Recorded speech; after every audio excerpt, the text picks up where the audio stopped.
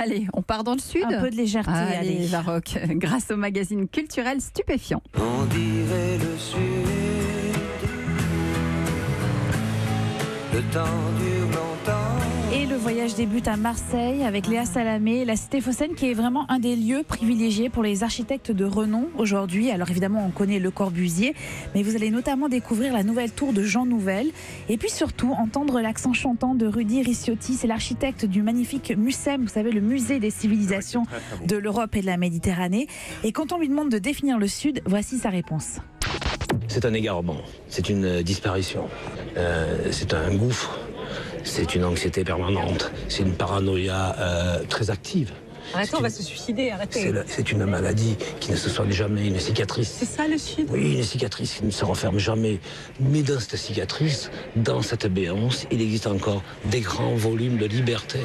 C'est ça le génie du Sud. Il y a encore des grands volumes de liberté qui échappent aux politiquement incorrects. Voilà. Alors l'entretien est délicieux, si vous pouvez, si vous pouvez écouter ça, c'est formidable. Et à 200 km de là, c'est un village sublime qui attire tous les regards, Saint-Paul-de-Vence. Alors vous savez, dans les années 40, nombreux sont les artistes à avoir adopté le lieu, Prévert, Braque, Miro, Picasso ou encore Matisse. Matisse, il adorait la Colombe d'Or, cette auberge qui est tenue par Paul Roux à l'époque, grand amateur d'art.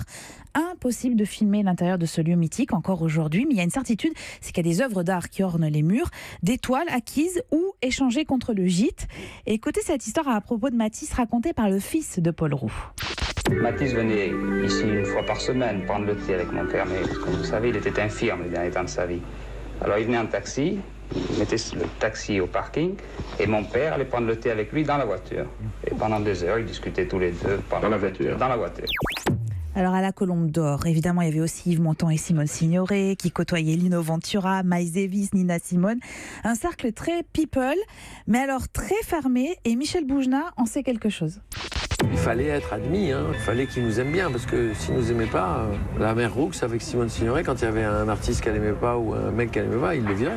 Il n'y avait pas de discussion. C'est vrai? Bien sûr. Qui a été viré? Ah ça je sais pas. Non, ça je sais pas. Mais... Et vous avez été accepté facilement? Non. Non, ah ils bon ont mis du temps, bien sûr. Ça n'a pas de valeur si vous êtes accepté tout de suite. Eh oui, alors il n'y est pas question que de la Colombe d'Or, évidemment, mais aussi de la Fondation MAG, par exemple, pour ceux qui connaissent. Et puis vous découvrirez également une autre facette d'Ibiza, comment cette île porte l'esprit des hippies des années 60. Et puis ne manquez pas la séquence de Loïc Prigent qui s'appelle Brigade du Stup, qui s'intéresse à la représentation du bleu dans l'art.